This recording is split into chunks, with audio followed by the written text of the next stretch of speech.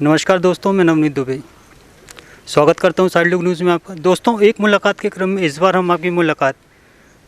Narmada mission के संस्थापक समर्थ भैया जी सरकार से करवाने जा रहे हैं। आइए मिलते हैं भैया जी से। भैया जी, स्वागत है आपका। वाह। भैया जी, नर्मदा मिशन की स्थापना का उद्देश्य क्या है? नर्मदा मिशन की स्थापना का उद्देश्य हमारा ये रहा है कि जो हमारे गांव नगर का और राष्ट्र का और हमारे जीवन का आधार है, उस जीवन के आधार को संरक्षित करना। जैसे हमारी माँ नर्मदा इस प्रदेश की जीवन दायिनी है, और इस जीवन दायिनी का संरक्षण और संवर्धन के पवित्र उद्देश्य से प्रकृति पर्यावरण के संरक्षण और संवर्धन, पीड़ित मानवता की सेवा के लिए, और साथ में जो प्रकृति का दोहन या अंधाधुंध जो शोषण हो रहा है, खनन हो रहा है, उसको रोकने के लिए जन जागरण है। तो नर्मदा मिशन एक भाव, एक विचार है, जो वो प्रकृति को हमने माँ कहा है, हमने जीवनदायिनी उन पवित्र नदियों को हमने माँ कहा है। ये धरा, धेनु और प्रकृति के संरक्षण और संवर्धन का एक सबसे बड़ा एक विचार है, मुहिम है, जो आज मध्य भारत में नर्मदा मिशन के नाम से जानी जाती है। भैया जी, जैसे वर्तमान में देखा जा रहा है कि नर्मदा भक्ति के नाम पे बहुत दिखावा होता है, चाहे वो सत्ताधीश हों, राजनीतिक दलों से जुड़े नेता हों या आमजन हों। उसी बीच ये माँ नर्मदा का सीना चीर के अवैध रेत उत्खनन धड़ल्ले से जारी है। इस पे आप क्या कहेंगे? इसमें मुझे लगता है कि जो नर्मदा के तट पर या जीवनदायिनी के तटों पर ये खनन माफिया सक्रिय है, दबंग सक्रिय है, जो आज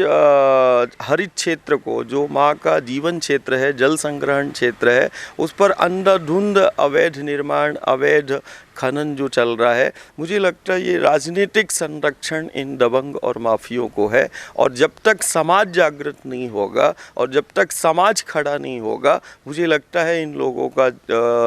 जवाब और इन लोगों को सीख नहीं दी जा सकती। तो मैं तो यही आह्वान शुरू से करता आया हूँ कि इन अतिक्रमणकारियों को, इन दबंग और माफियों को, जो माँ के आंचल को नोचने का काम कर रहे हैं, समाज का वो जीवन का आधार है, हमारी वो जीवन रेखा है, हमारी वो माँ है जो हमें पाल रही है, उस पालने वाली माँ के लिए समाज को आज हर वर्ग समुदाय को, जाति पंथ संप्रदाय को छोड़कर ऊपर उठकर जो है ये विषय हमारे गांव नगर प्रांत का है, देश का है, और ये समाज को खड़ा होना पड़ेगा। और आज इसी चुनौतियों का हम आज भी सामना कर रहे हैं।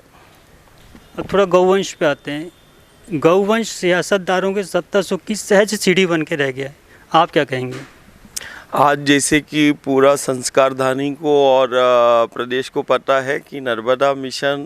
ये राष्ट्र की पहली बेसहारा गौवंश के लिए हमने चिकित्सा सुविधा विगत 5 वर्ष पहले हमने चालू की थी, और हम बेसहारा गौवंश के संरक्षण और संवर्धन के लिए भी नर्मदा मिशन का एक प्रकल्प है, गौ चिकित्सा सेवा केंद्र, समर्थ गौ चिकित्सा। तो वो एक प्रकल्प के माध्यम से हम लगातार जो है कई वर्षों से उस बेसहारा गौवंश के संरक्षण और उसको आकस्मिक प्राथमिक चिकित्सा सुविधा निःशुल्क मुहैया करा रहे हैं। लेकिन आज जो गौ संरक्षण के नाम पर या गौ सेवा के नाम पर जो धंधा कर रहे हैं, और सेवा के नाम पर जो है कहीं ना कहीं धर्म संस्कृति को खत्म कर रहे हैं, इसका ताज़ा उदाहरण अभी देखने को मिलेगा। आज ये शर्मनाक स्थिति है कि निस्वार्थ भाव से सेवा दे रही संगठनों के ऊपर, संस्था के ऊपर चंद जो दबंग और माफिया है, और दयोदय जैसी संस्थाएं जो नर्मदा के आंचल को फाड़ के, नोच के अपने भवनों का निर्माण कर रहे हैं, और नर्मदा के जल संग्रहण क्षेत्र को ख़त्म करने का प्रयास वो माफिया कर रहे हैं। ऐसे लोगों से हमारा आज भी आमना सामना हो रहा है, और वो चुनौती है समाज के लिए कि आज हमारे ऊपर सेवा का प्रतिबंध उन संस्था के ऊपर लगा दिया जाता है जो निस्वार्थ भाव से कर रही है। आज हमने मांग भी की है कि नहीं, सेवा को अपराध के रूप में यदि देखा जाएगा और सेवाधारी पर यदि प्रतिबंध लगाया जाएगा, वो प्रतिबंध राज्य सरकार या शासन प्रशासन उन दबंग और माफियों पर लगाए जो गौ की सेवा के नाम पर धंधा कर रहे हैं, जो गौ की तस्करी कर रहे हैं, जो गौ को बेचने का काम कर रहे हैं, जो गौ और नर्मदा की सेवा के नाम पर जो है वो दोहन कर रहे हैं, वो शोषण कर रहे हैं, उन अतिक्रमणकारी और दबंग और माफियों पर वो प्रतिबंध लगाने का हम मांग करते हैं। प्रदेश सरकार द्वारा गौ संवर्धन बोर्ड या अनेक गौशालाएं खोली जा रही हैं, लेकिन जो वास्तविकता दृष्टिगत हो रही है वो कहीं ना कहीं लालच और निज लाभ की कहानी बयां कर रही हैं। आप क्या मानते हैं इस बारे में? हमारा मानना है कि चाहे वो नर्मदा का शुद्धिकरण संरक्षण हो और चाहे वो लाखों बेसहारा गौवंश का संरक्षण और संवर्धन हो, सरकारी योजनाओं से और उसके अनुदान से जो है और वो गौ संरक्षण नहीं हो सकता है और न नर्मदा का शुद्धिकरण। ये योजनाओं से जो है तथाकथित चंद स्वार्थी लोग जो है, चाहे वो गौ सेवा का अनुदान हो, चाहे नर्मदा की बन रही शुद्धिकरण संरक्षण की कार्य योजना हो, हज़ारों करोड़ रुपया जो है शासन का, प्रशासन का, और मैं तो यूँ कहता हूँ कि वो हज़ारों करोड़ रुपया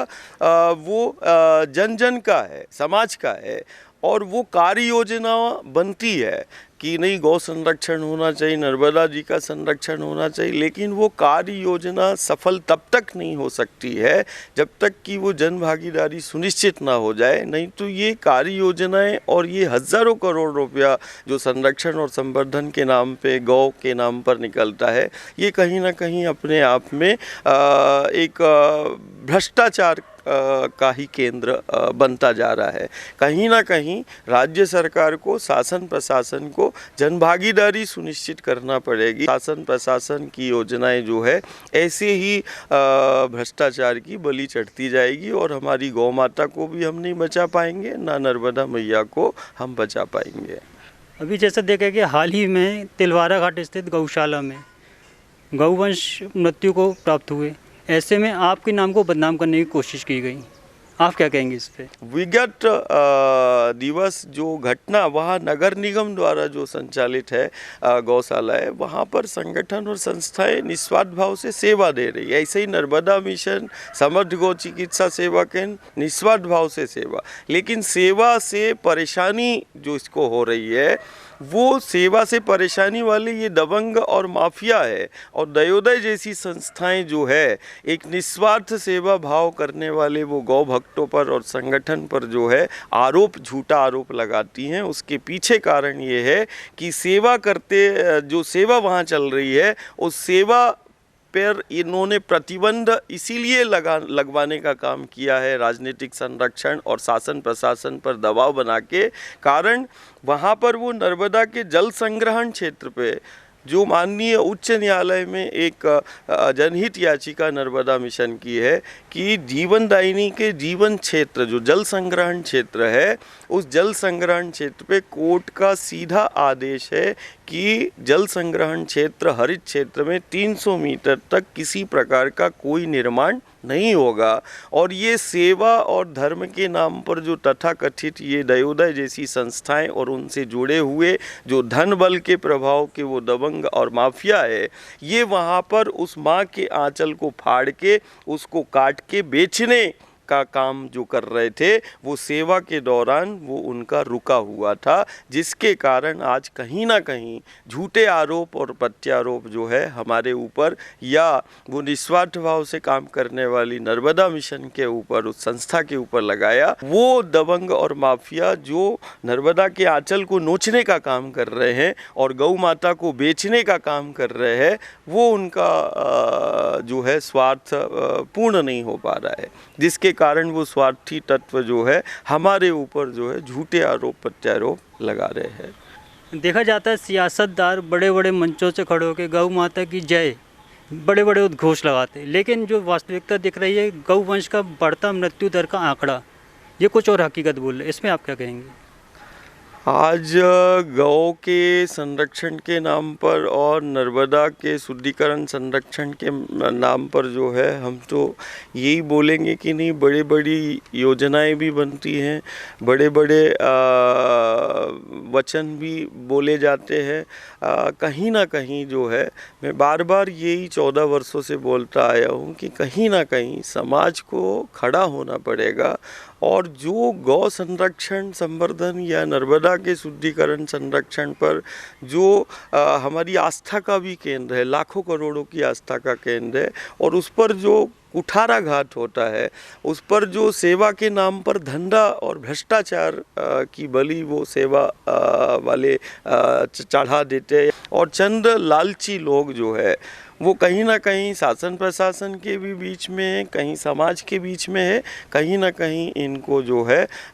ख़त्म करने के लिए और इनको सीख देने के लिए आज बेहद आवश्यक है कि वो भक्त प्रेमी सब संगठित होकर जो है हमें उस माँ नर्मदा के लिए, गौ के लिए आगे आके खड़े होके इस लड़ाई को लड़ना पड़ेगा।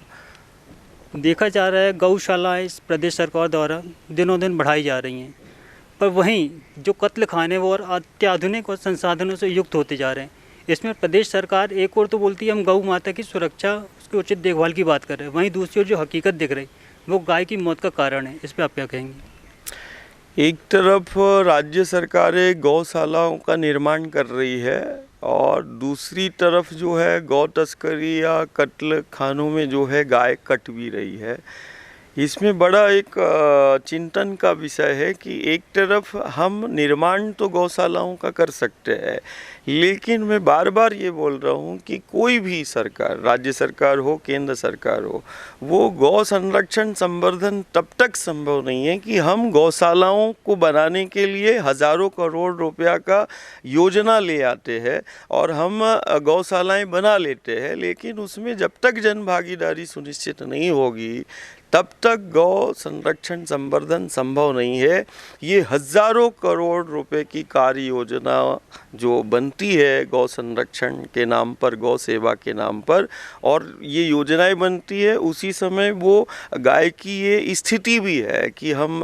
हाईवे पर जाके देख लें या फिर वो हम लाखों गौवंश प्रदेश में जो है वो रोडों पर पड़ा हुआ है, लेकिन वो हम सिर्फ गौशालाओं के निर्माण की राज्य सरकार योजनाएं बना रही है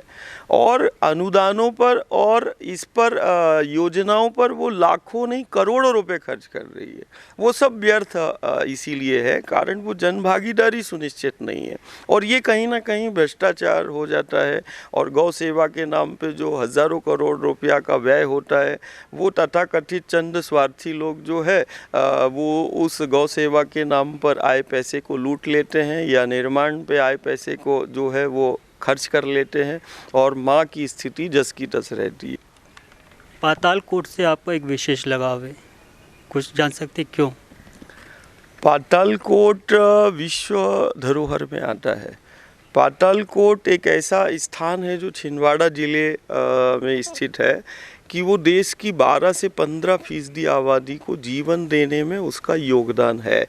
ये राष्ट्र की ही अमूल्य धरोहर नहीं, विश्व की अमूल्य धरोहर में आता है कि एक तरफ देश की 12 से 15% आबादी को जीवन देने में उसका योगदान है। वो कैसे है कि पातालकोट परिक्षेत्र में नर्मदा बेसिन और गोदावरी का बेसिन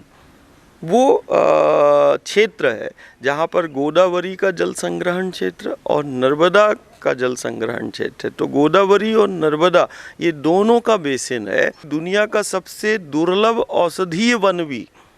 वो वहाँ पर है। दूसरा उसका कारण है हमारी पातालकोट से लगाव का कि वहाँ का जो आदिवासी समाज है और आदिवासी समाज में जो भारिया समाज है आदिवासी, तो वो कहीं ना कहीं वहाँ पर तीव्रता से जो आदिवासी संस्कृति के ऊपर और प्रकृति के दोहन पर विगत 2-3 दशकों से लगातार जैसे लाखों हेक्टेयर वन जंगल माफिया जो है वो वहाँ पर जंगलों को साफ कर रहा है। दूसरी तरफ आदिवासी संस्कृति और उसकी धरोहर के साथ छेड़खानी जो है मिशनरी संस्थाएं कर रही हैं। धर्मांतरण बहुत तीव्रता से वहाँ पर हो रहा है और कहीं ना कहीं इस धर्मांतरण से वो देश और दुनिया का पैसा भी ऐसे राष्ट्र विरोधी जो राष्ट्र को बांटने का काम कर रहे हैं, ऐसे संगठन और ऐसे NGO जो है वहाँ पर कई दशकों से काम कर रहे हैं जो आदिवासी संस्कृति और धरोहर को ख़त्म कर रहे हैं। तो हमारा उद्देश्य आदिवासी संस्कृति और उस धरोहर को, जो पूरे राष्ट्र की अमूल्य धरोहर है और हमारी पहचान है, ऐसी वो आदिवासी संस्कृति और उस विश्व धरोहर को बचाने के लिए जब हम वहाँ चातुर्मास करने के लिए गए, तो वो तथाकथित जो संगठन है और जो मिशनरियाँ काम करती है, वो 2 माह में उन मिशनरियों के काम बंद हो गए, धर्मांतरण बंद हो गया। दूसरी तरफ जो जंगलों को काटने का जो काम कर रहे थे, जंगल माफिया जो होते हैं, पेड़ों को काटते, वो उनका भी दिन रात का जो काम चल रहा था वो भी ख़त्म हो गया, रुक गया। हम उन तथाकथित दबंग और माफियों से, और जो राष्ट्र को बांटने का काम कर रहे हैं और राष्ट्र की धरोहर को नोचने का काम कर रहे हैं, उनको खुला मतलब वो है कि हम अपने अंतिम सांस तक, कि जब तक हम खड़े हैं, हम उस माँ नर्मदा की, उस धरा की, धरोहर की और उस संस्कृति और प्रकृति के संरक्षण संवर्धन में हमारा एक एक पल जो है वो समर्पित होगा। और यदि इस संरक्षण संवर्धन में हमारा जान भी जाती है, तो मुझे लगता है कि ये परिवार और समाज के लिए और हमारे लिए गौरवान्वित करने वाला है। तो चलते चलते चर्चा कर लेते हैं। साइड लुक के माध्यम से आप हमारे दर्शकों या फिर नर्मदा भक्तों, गौवंश भक्तों को क्या संदेश देना चाहेंगे? साइड लुक के माध्यम से हम सिर्फ यही है कि यही आह्वान प्रत्येक परिवार और प्रत्येक भक्त प्रेमी से करना चाहते हैं कि ये अब वक्त है उन अतिक्रमण कर्ताओं का, उन दोहन करने वालों को, उन खनन माफियों को, उन भू माफियों को, और जो धरोहर और धर्म संस्कृति के साथ छेड़खानी और खिलवाड़ कर रहे हैं, उनके लिए समाज खड़ा हो और उनको मुंह तोड़ जवाब दे, और कहीं ना कहीं समाज की एकता और अखंडता का वो आदर्श स्थापित करे। मेरी साइड लुक से चर्चा करने के लिए प्रणाम सहित धन्यवाद। नर्मदे। दोस्तों, एक मुलाकात के क्रम में इस बार हमने आपकी मुलाकात नर्मदा मिशन के संस्थापक समर्थ भैया जी सरकार से करवाई। मुलाकात के इसी क्रम को बढ़ाते हुए अगले बार हम फिर किसी व्यक्ति विशेष से आपकी मुलाकात करवाएंगे। अपने सहयोगी सत्यजीत यादव के साथ मैं नवनीत दुबे।